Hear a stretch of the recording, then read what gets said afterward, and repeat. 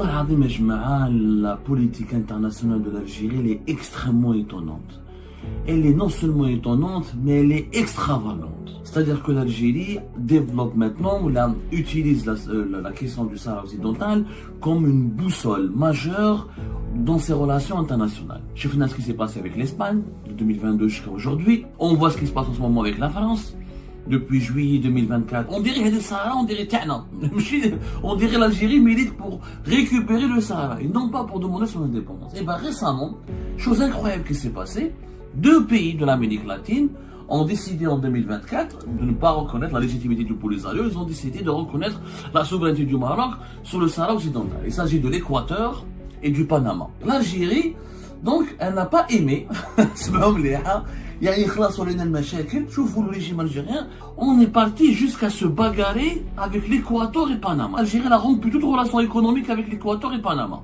L'Équateur, il faut savoir que c'est le premier fabricant, le premier exportateur mondial de bananes. On estime que c'est le tiers du marché mondial. Les importations de bananes équatoriennes ont été suspendues par l'Algérie.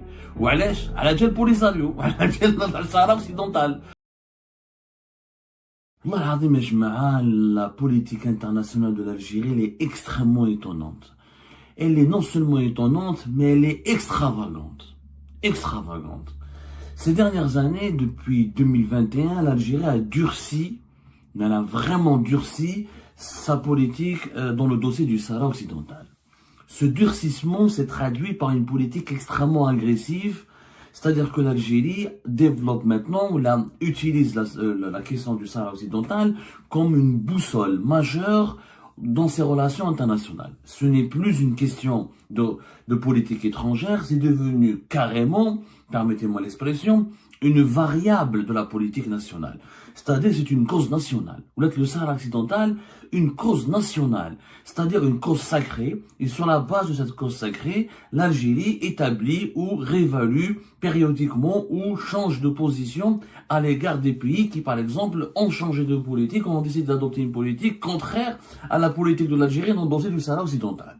En clair, l'Algérie se bagarre depuis 2021 et 2022 avec beaucoup de pays à travers le monde à cause du Sahara occidental.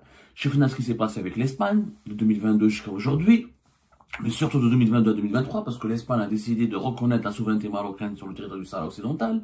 On voit ce qui se passe en ce moment avec la France, depuis juillet 2024, fin juillet 2024, où la France a décidé de faire comme l'Espagne et de reconnaître la souveraineté du Maroc sur le territoire du Sahara occidental. Mais il n'y a pas que ces deux exemples de crise majeure, ouverte, où l'Algérie a décidé de suspendre d'abord ses relations diplomatiques, ensuite de suspendre ses relations économiques, provoquant des effets désastreux sur l'économie nationale, parce que l'Espagne et la France, c'est quand même, font partie des 5 clients et de ces 5 fournisseurs importants.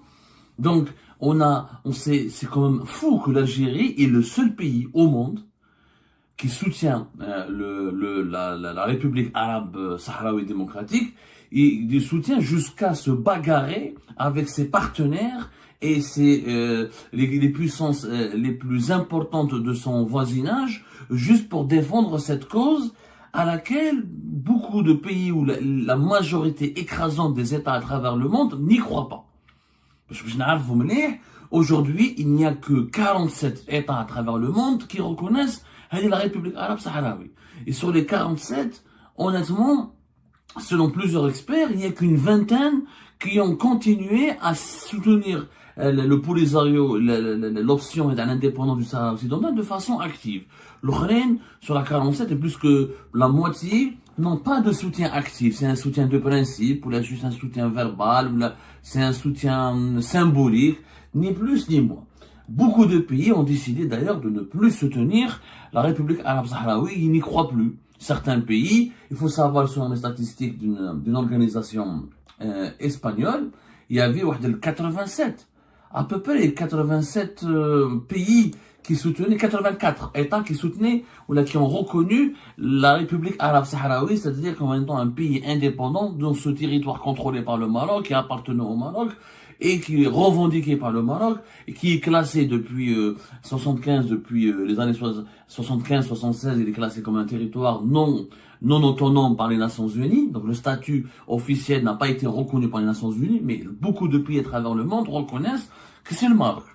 Il y avait 84 États qui reconnaissaient depuis les années 80, 70 plutôt, 70, les années 70, les années 80, fin des années 70, début des années 80, qui reconnaissaient donc la légitimité de l'existence d'un pays indépendant qui s'appellerait le Sahara occidental. Jusqu'à 2020, depuis 2020, il n'y en a que 47. Il y a encore, ces derniers, 30 pays ont retiré leur reconnaissance. Il s'agit de pays essentiellement de l'Amérique latine, qui m'a le Salvador, qui m'a le Guatemala, qui m'a Haïti, qui m'a le Jamaïque, qui m'a le Paraguay, qui m'a la République dominicaine. 6 pays ont gelé ou là ont suspendu leur reconnaissance. Ils ont suspendu pour le moment, c'est-à-dire ils ont décidé de ne plus se mêler de ce dossier en attendant de voir plus clair. Donc il reste, on va dire, une trentaine de pays, entre 22 à 30 pays qui parlent de façon très épisodique, mais très isolée du Sahara occidental, notamment dans les instances de l'ONU. Il n'y a que l'Algérie qui fait du Sahara occidental une obsession. Jour et nuit, on dirait le Sahara, on dirait Ta'na.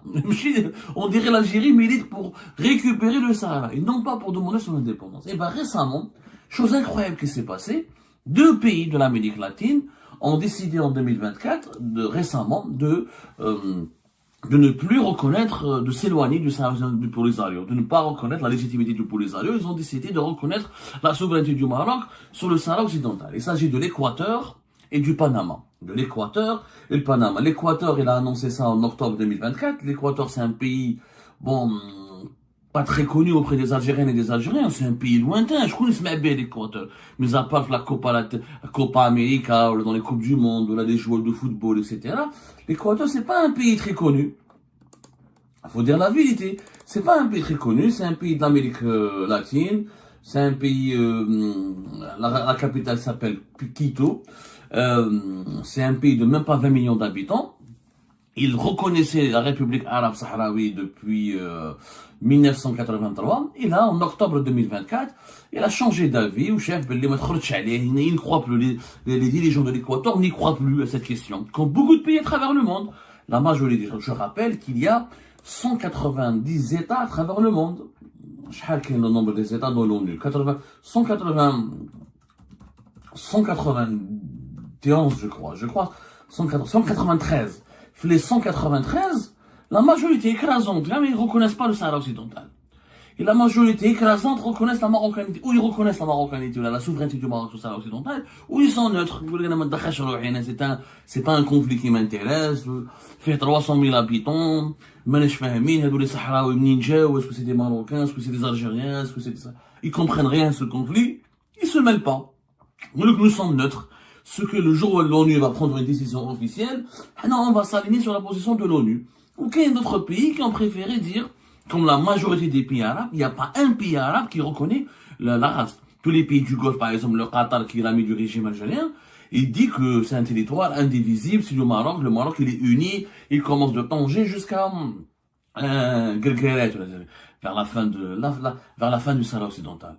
La Ligue arabe ne reconnaît pas du tout la Ligue arabe, elle est le Polisario et le Sahara occidental. Pour vous dire, l'Algérie, donc, elle n'a pas aimé, le régime algérien, c'est un type, quand je dis des fois, je me pose des questions sur sur la pertinence. On parle plus de la pertinence de la politique, on a du bien fondé de la politique, mais sur la stabilité psychique des décideurs algériens. On est parti jusqu'à se bagarrer avec l'Équateur et Panama. L'Équateur, en octobre, il a décidé de retirer sa reconnaissance à la République arabe unie, à la République sahraoui, arabe unie, à la République sahraoui, où le Panama a décidé de faire la même chose. Il ne reconnaît plus aussi le Polisario ni sa légitimité. Ils ont décidé d'adopter une position favorable au Maroc. Il faut savoir que le Panama, par exemple, il a été le premier pays de l'Amérique latine à reconnaître la RAST, la République arabe sahraoui démocratique, en 1978. Et ben en novembre 2024, ils ont changé comme l'Équateur leur position. Qu'est-ce qui se passe? L'Algérie s'énerve et elle se venge contre le Panama et l'Équateur. يعني في دي بي جايين قسمهم بعد علينا ما عندهم حتى علاقه مع قسمنا سمحوني ليكسبرسيون راح ضربت معاهم l'Algérie qu'est-ce qu'elle a décidé Puisque l'Équateur et les Panama ont décidé d'adopter une politique de reconnaître la souveraineté du Maroc sur le Sahara occidental, l'Algérie a rompu toute relation économique avec l'Équateur et Panama. Toute relation économique. C'est-à-dire que les banques algériennes ont reçu des instructions de la part du ministère des Finances et du gouvernement que plus aucune opération d'importation de produits originaires ou la made in Équateur ou la made in Panama n'est autorisée en Algérie. Les importateurs algériens n'ont plus le droit, depuis la fin de l'année, depuis peut-être même, elle a commencé depuis novembre, fin novembre, début décembre 2024. Les importations algériennes depuis le Panama ou là de produits originaires du Panama et de l'Équateur ne sont pas permises. Ni on a le droit d'importer directement depuis le Panama et depuis l'Équateur, ni on a le droit d'importer des produits qui sont originaires ou fabriqués ou situés ou provenant du Panama et de l'Équateur. Donc on s'est bagarré avec le Panama et l'Équateur. L'Algérie donc ne se contente pas du régime algérien, c'est pas l'Algérie, parce que les Algériens, ils sont innocents dans ce genre de prise de décision. Ils n'ont absolument rien à voir.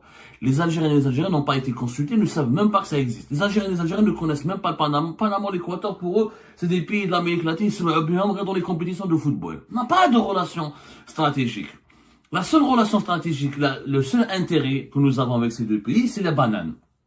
Nous importons l'Équateur, il faut savoir que c'est le premier fabricant, le premier exportateur mondial de bananes. On estime que c'est le tiers du marché mondial, entre 30 à 35% du marché mondial des bananes est dominé par l'Équateur. L'Équateur, c'est le plus grand producteur mondial de bananes, c'est parmi les plus grands producteurs mondiaux de bananes et le premier exportateur. Et c'est le premier pays fournisseur de l'Algérie. C'est le seul intérêt de l'animal, aucun intérêt à l'Équateur. Comme maintenant l'Algérie a décidé donc de rompre ses relations économiques, pas diplomatiques, pour le moment on a rompu nos relations économiques avec le Panama et l'Équateur. Donc les importateurs algériens qui avaient l'habitude d'acheter des bananes depuis l'Équateur, il faut savoir que la banane en Équateur en 2023 par exemple, l'Algérie, on a une augmentation de 34 ou de 35% d'exportation de la banane depuis l'Équateur vers l'Algérie. Voilà, c'était en 2023, une hausse de 34,2% des exportations équatoriennes vers l'Algérie. Voilà, donc ça reste notre premier pays fournisseur. Je fais un moment. Et bon, l'Algérie a importé beaucoup de bananes avant 2019. C'était un fruit exotique, mais qui était totalement démocratisé en Algérie, galvaudé. On mangeait des bananes, on mangeait vraiment beaucoup de bananes à l'époque de Bouteflika. On importait jusqu'à même 2015, 180 millions de dollars d'importation. Même ça a beaucoup baissé, avec le choc pétrolier de 2014 jusqu'à 2016. À partir de 2016, le régime Bouteflika a adopté une politique de réduction des importations de bananes. On a réduit la facture à 140, 130, entre 140, 130, 120.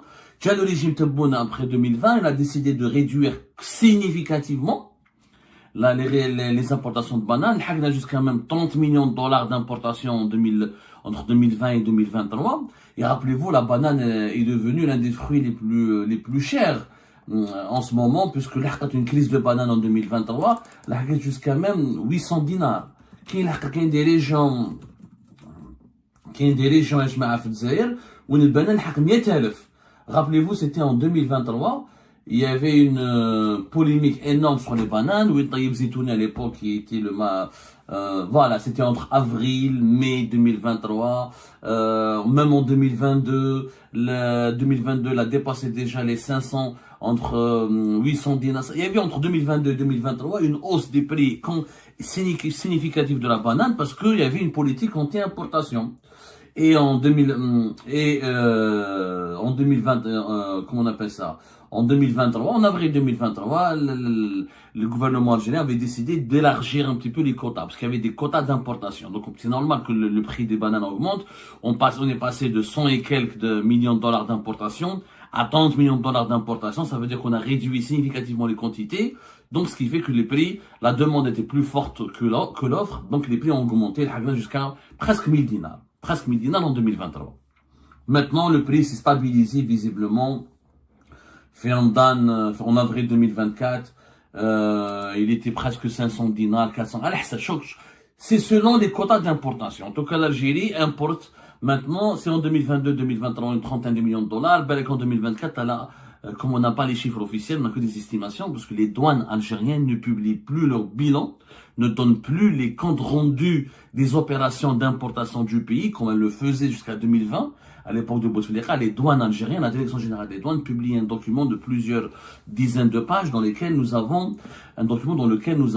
tout le compte rendu des opérations d'importation de l'Algérie, ce que l'Algérie importait, exportait, les comptes détaillés, les chiffres détaillés. Le régime Tebboune censure ces chiffres, comme il censure les chiffres sur le chômage de l'Agence nationale de l'emploi, de l'ANEM. Donc on ne connaît pas, on n'a que des estimations des experts de filière et des sources non officielles au sein des douanes qui nous donnent des estimations non précises. On peut parler d'une quarantaine de millions de dollars d'importation de bananes depuis 2024.